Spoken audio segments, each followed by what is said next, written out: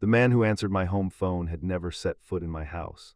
"Who is this?" he asked, voice low, nervous, confused. I froze. "This is my house," I said, but he hung up before I could finish. I stared at my office phone like it had just punched me. "Hi, Jackson Reed, 38, logistics manager, married 6 years." And at 3 p.m. on a normal Tuesday, I heard a stranger's voice pick up my landline. Not my wife, not my kid, a man. I called back 8 times. No answer, no voicemail, nothing. I grabbed my keys without thinking, didn't tell my team, didn't clock out. I just walked out of the building and drove like I was chasing a ghost. 15 minutes later, I pulled into my driveway, sun still high. Trash can still out, nothing looked wrong, but I knew something was. Our front door was locked, alarm armed, normal, too normal. I stepped inside, and that's when I heard it, footsteps upstairs, heavy, not hers. I crept up the stairs, heart hammering like a war drum, bedroom door half open. Inside, a window was propped open, curtains fluttering. In the closet, her side stood wide open, but the house empty. I called her cell straight to voicemail. I whispered her name, no answer. Then I looked down and saw something on the floor, a single sock, a man's sock, great one, not mine. That's when I knew this wasn't just a phone call. It was the start of something that had been happening for a long time. The sock was bundled up near the dresser. Gray, faded, size too large to be mine. I stood completely still, listening. No voices, no movement, just the sound of my own pulse in my ears. Jackson Reed. And in that moment, I wasn't angry, I wasn't panicking, I was watching. The house was spotless like always, but suddenly I noticed everything she didn't clean. One extra toothbrush in the bathroom, 2 coffee mugs in the sink, a charger I didn't recognize plugged in beside the bed. iPhone, but she used Android. I opened the closet. Her side was organized, color-coded, except one shelf was empty. Top right. I hadn't noticed it missing before. Now I couldn't unsee it. I walked back downstairs, phone still in my hand, and checked the caller ID history. 3:02 p.m. call answered. 3:03 p.m. disconnected. I knew the alarm code. I knew the door hadn't been forced. Whoever that man was, she let him in. But the way he answered, nervous, caught off guard, told me one thing. He wasn't supposed to be there when I called. I opened the guest room closet. Inside, a folded blanket, 2 pillows, a duffel bag, and under the bed, a second pair of men's shoes worn down, familiar. My heart dropped because I recognized the brand. Not from her, from someone I knew, someone who had never been to my house but had apparently been here more than once. The shoes were size 12, brown leather, scuffed at the toe. I'd seen them before at my brother's apartment. He always joked about how comfortable they were. Better than slippers, he once said. Now they were under my guest bed. "Hi, Jackson Reed again," and I stood there staring at proof I hadn't even been looking for. Not in my wife's phone, not in our bedroom, but here, hidden in plain sight. I pulled the duffel bag out next. Inside, 2 shirts, a toothbrush, deodorant, and a pack of gum. Winter mint, same kind he kept in his car. I didn't explode. Didn't cry. I zipped it shut and walked it out to the driveway like I was taking out the trash. I tossed it in the trunk of my car. Then I drove, not to her office, not to his apartment, to our parents' house where we'd all grown up, where he and I used to race to the front porch for Sunday pancakes. He wasn't there, but Dad was. "Hey, son," he smiled. "You're early." I cut him off. "Has Mason been here today?" He hesitated a little too long. "Why?" "Because I think he's been at my house with my wife." His face fell. "Jackson, don't jump to conclusions." "I'm not jumping," I said. "I found his shoes under the guest bed, his charger next to our nightstand, his sock by her dresser." Silence. "Then you should talk to your wife before." "No," I said, "I want to talk to him before I involve anyone else, because I already knew where Mason would be that night, and I planned to show up early with a key my wife didn't know I'd kept." He still used the same place downtown, a loft above a wine bar where he told everyone he lived. Part-time for work. That night his car was out front, lights on, curtains drawn. I didn't knock. I used the key he gave me 2 years ago when he got locked out during a snowstorm. The same key he probably assumed I'd forgotten. I stepped inside quietly. The air smelled like her perfume. And the first thing I saw, her scarf on the back of his kitchen chair. Jackson Reed. And in that moment, I didn't feel rage. I felt clarity, that sharp edge between pain and decision. When you realize you're not losing someone, you've already lost them. I heard them before I saw them. Laughter, 2 voices, one deep. When I used to wake up to, I moved down the hallway like a soldier, calm, tactical. The bedroom door was open, a crack. I didn't step inside. I didn't need to. She was sitting on his bed, her legs curled under her, laughing at something he just said. He was shirtless, standing near the window like it was routine, like it was theirs. And I saw it, the look on her face. Not fear, not guilt, comfort. She belonged here, not with me. I stepped back without making a sound, walked out the door, locked it behind me. In the car, I texted one word to my lawyer: proceed. The plan had already been set in motion. What they didn't know, I'd been documenting everything. And the next morning, they'd both receive copies, side dated with a photo on top.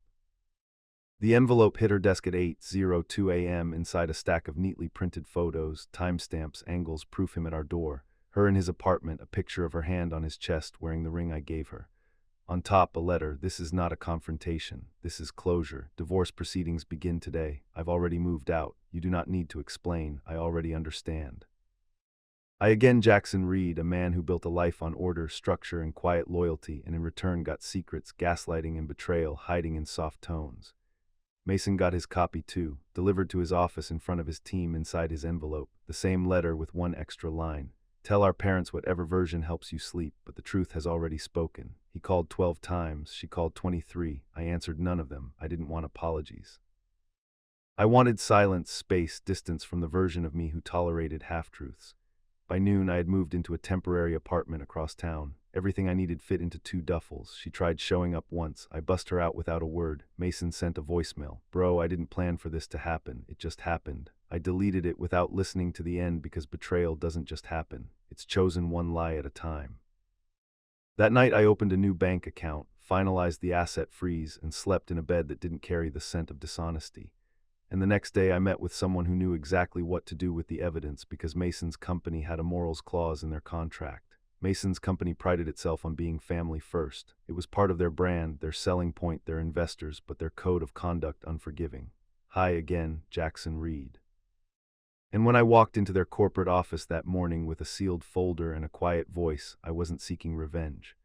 I was submitting evidence as a concerned citizen and as a betrayed brother. The receptionist hesitated. Do you have an appointment? No, I said, but after today, you'll want to review what's in this file before you publish your next marketing campaign. I left it on the counter inside timeline of infidelity, proof of workplace disruptions, misuse of shared funds, and one recorded voicemail has sent the night he tried to calm it down. I didn't plan for this to happen. Their HR department called me the next day.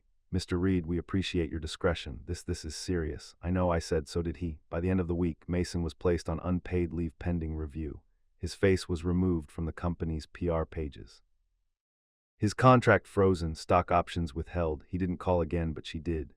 This time she left a voicemail I actually listened to. You destroyed him. I sat alone in my apartment, lights off, phone glowing in my hand. Oh, they destroyed themselves. I just stopped covering for it, but I wasn't finished. There was still one place I had to go.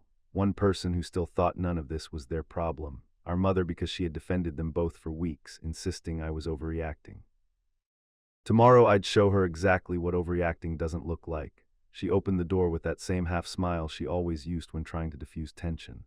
Jackson, she said softly, you look tired. I am, I replied, just not for the reasons you think. She stepped aside. Same house I grew up in. Same hallway where Mason and I used to race for the bigger slice of cake. Same kitchen where she hugged us both like we were equal. We weren't. She made tea. I didn't touch mine.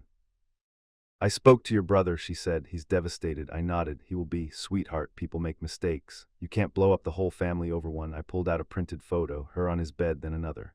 Him at our front door using a key she claims she never gave anyone. Then one last, a still frame from the voicemail with the time stamp burned into the corner. I placed them on the table like playing cards, face up, unflinching. She didn't move. Mom, I said quietly. I didn't blow anything up. I just stopped pretending everything wasn't already broken. She opened her mouth, then closed it. She looked down, finally seeing it, not just the evidence, but the quiet grief behind my eyes. I didn't know, she whispered. No, I said, you didn't want to. I stood, left the photos on the table. At the door I paused. I don't hate them, I said. I'm just done bleeding for people who call it love. That night I slept better than I had in years because the final chapter wasn't about them anymore. It was about me. And tomorrow I'd write the last page with no one else in the room. I woke up to sunlight, no voicemail, no apologies, no noise, just peace. The kind that doesn't come from forgiveness, but from release. Jackson Reed, the man they used to lie to, stepped over. And the man who didn't scream, didn't chase, didn't crumble.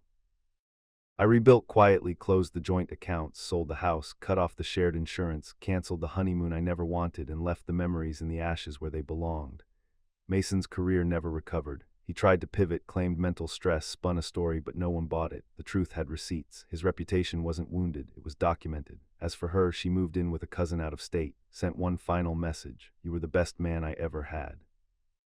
I just didn't know how to be honest with you. I didn't reply. Some truths are best met with silence. Months passed. I started hiking again, picked up my guitar, ate dinner alone, and liked it. My laugh came back in pieces. Then all at once one night while watching a dumb movie I'd never have admitted I liked before. And then one afternoon I passed by my old house on a walk. Different curtains now, different couple. I felt nothing because the past doesn't belong to me anymore. Only the lesson does. Never confuse comfort with connection. They loved the version of me who didn't look too closely. But the man I became, he sees everything and he doesn't wait to be respected. He requires it. So if you ever wonder what happened to the man who got betrayed by his wife and his own brother in his own home, he left. He healed.